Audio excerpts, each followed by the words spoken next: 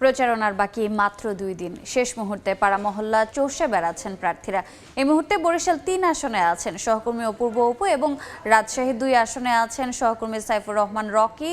সরাসরি প্রথমেই যাচ্ছি অপুর কাছে। প্রচারণার শেষ মুহূর্তে এসে একদম জমজমাট বরিশাল বিভাগের 21টি সংসদীয় আসনই। বরিশাল জেলায় রয়েছে 6টি সংসদীয় আসন, আর আমি এই মুহূর্তে আছি বরিশাল 3 আসন বাবুগঞ্জ মুলাদি নিয়ে আসনটি। এখানে 6 জন প্রার্থী প্রতিদ্বন্দ্বিতা করছেন। প্রায় 3.5 লাখ ভোটারের দ্বারে দ্বারে তারা যাচ্ছেন, ছুটছেন, ভোটারের মন জয়ে নানান প্রতিশ্রুতি দিচ্ছেন। এই মুহূর্তে যে ছবিটি দেখছেন এটি হচ্ছে ধানের শীষের যে প্রার্থী রয়েছে জয়নুল আবিদিন। তিনি গণসংযোগ করছেন এই এলাকাটিতে। বাবুগঞ্জ উপজেলা চত্বরের সামনে লাকুটিয়া সড়কের ঠিক মুখখানেই তিনি এই মুহূর্তে প্রচারণা গণসংযোগ করছেন। একটু বাদে তার একটি বড় জনসমাবেশও রয়েছে বলে জানিয়েছেন বীর মুক্তিযোদ্ধাদেরকে নিয়ে। অন্যান্য প্রার্থীরাও এই আসনে আরও হেভিওয়েট এই বিএনপির প্রার্থীর পাশাপাশি আরও প্রার্থী রয়েছেন। ব্যারিস্টার ফুয়াদ এখানে প্রতিনিধিত্ব করছেন, সেই সাথে ইসলামী আন্দোলন বাংলাদেশ তাদেরও প্রার্থী রয়েছে। এবং অন্যান্য বরিশাল জেলায় মোট 6টি সংসদীয় আসনে 36 জন প্রার্থী প্রতিনিধিত্ব করছেন। এবং আজকে আগামীকালকে এই 2 দিনই প্রত্যেক প্রার্থী চাইছেন বড় ধরনের শোডাউন দিতে, বড় বড় তারা জনসমাবেশের আয়োজন করছে।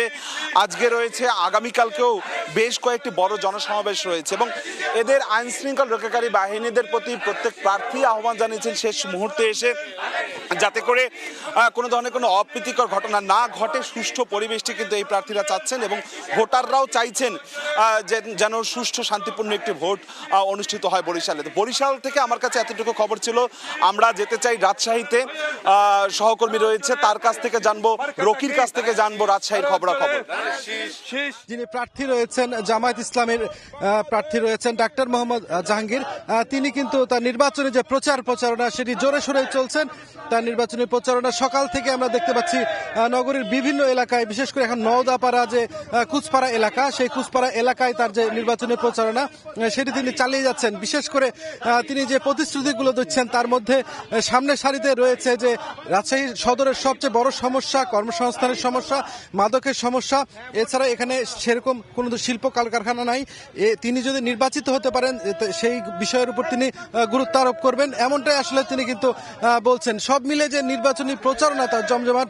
এখন পর্যন্ত আপনারা জানেন যে রাজশাহী যে সদর, এই 2 আসনে কিন্তু 3,69,000 ভোটার রয়েছে। এর মধ্যে কিন্তু প্রায় 1,91,000 নারী ভোটার রয়েছে। এবং এই নারী ভোটারদের উপরেও কিন্তু অনেক কিছু নির্ভর করছে। তারাও, নারী ভোটাররা দেখতে চান যে কোন প্রার্থী নারী ভোটারদের জন্য আসলে বেশি উন্নয়ন করতে চান, তাদেরকে নিয়ে আসলে কারা কি ভাবছে, এই বিষয়গুলো বিচার বিশ্লেষণ করে আসলে তারা তাদের রায় কিন্তু দিতে চান।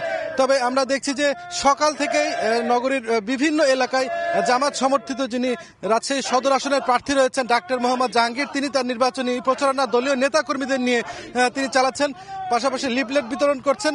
তার ইস্তেহারগুলো তিনি আসলে প্রার্থীদের কাছে যে আসলে বলছেন। আমরা এক্ষেত্রে তাকে দেখছি যে একেবারে ভোটারদের দ্বারে দ্বারে গিয়ে তার নির্বাচনী এই প্রচারণার তিনি কিন্তু চালাচ্ছেন এবং মধ্যরাত পর্যন্ত তার প্রচারণা চলছে। তো এই ছিল আমার কাছে রাজশাহী সদর আসন থেকে প্রার্থীর যে নির্বাচনী প্রচারণা তার সর্বশেষ।